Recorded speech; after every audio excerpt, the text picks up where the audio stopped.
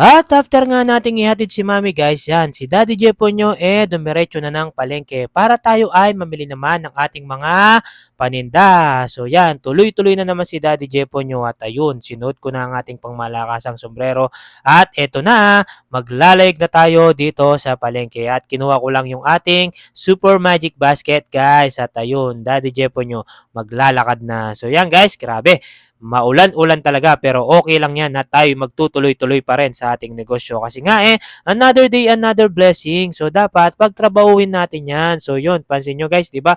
Frozen goods tapos gulay and after nun guys, alam nyo na kung sino yung pupuntahan natin. Syempre, si lola ko yan. Na-miss niya daw ako guys kaya ang sama ng tingin niyan. Tagal ko na daw hindi pumupunta. So yun, sabi ko, selfie muna kami. Thank you lola. So after nun guys, mabilisan na lang din yan. Mga condiments lang tayo at sakto wala na naman si Suki ko. So yan, sa kasama niya na lang ako bumili ng paninda nating mani. So yun, after nung guys yan, mabilisan na lang ulit at tayo ay mamimili na naman ng over the counter na mga gamot. So yun, shout out kay ate. Thank you sa pagsiserve. At last but not the least, kay Boss Romel ko na napaka-busy ngayon, hindi kami ganong nakapag-marites. Yun. So dali-dali ko lang kinuha pala yung ating sasakyan guys para naman kuhanin yung ating mga pinamili dun sa pwesto ni Boss Romel ko. So, mabilisan lang to guys kasi nabawalan ako ng enforcer dito. So, ito lang yung nakuha kong clip nung kinarga ni Pare Koy. So, yun.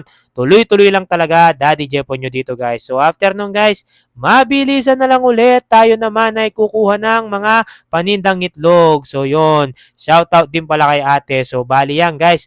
Mataas pa rin yung itlog pero kailangan yan ng mga tao, essential yan. So yun, nakarga na rin ni Pare ko. So bali kung mapapansin nyo guys, yan ang daming grind ni Daddy Jepo nyo. Parang yan talaga yung nakakapagpasaya sa akin guys pag nagagawa ko yung aking mga dapat gawin para sa tindahan. Yung kumbaga guys, laging nagiging productive. Dapat talaga pag may munting negosyo tayo, laging ganyan. So ito guys, hapyaw lang. Pansin nyo naman, di ba? Kumuha na rin tayo ng paninda nating chicharon. So dali-dali ko na rin yang kinarga doon sa sasakyan. Tapos ito na yung pinakalas lakad ko guys, yan.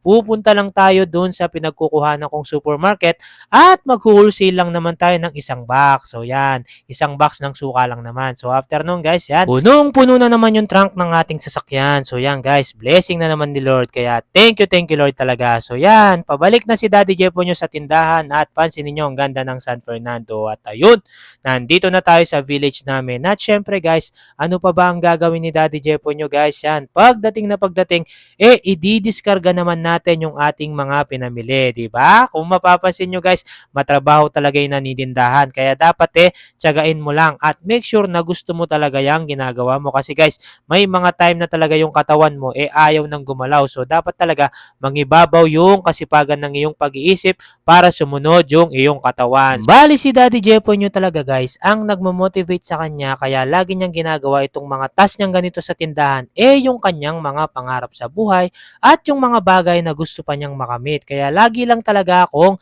nagpapatuloy mga guys. Talagang masaya talaga ako sa mga ginagawa kong ito guys. Compare talaga nung nakikipagtrabaho ako. I know naman na may mga tao ding masaya naman sa trabaho nila. Pero ako dito talaga ako masaya. So kanya-kanyang trip lang talaga yan guys. So yan, tuloy-tuloy lang tayo dito guys. At sana patuloy ko kayong ma-inspire sa aking mga pinapakitang kasipagan at pagtsatsaga sa aking munting negosyo. Napakadali lang naman talagang magnegosyo guys. Sa una lang naman mahirap yan. Pero pag inumpisahan mo na at nakuha mo na yung tamang momentum at flow ng iyong business, grabe, magiging super basic yan. So yan guys, pansin nyo, di ba? Halos patapos na ako dito at syempre ito yung pinakamasarap. Water break lang tayo. At eto na, bye-bye, finger kay sa akin and God bless you po.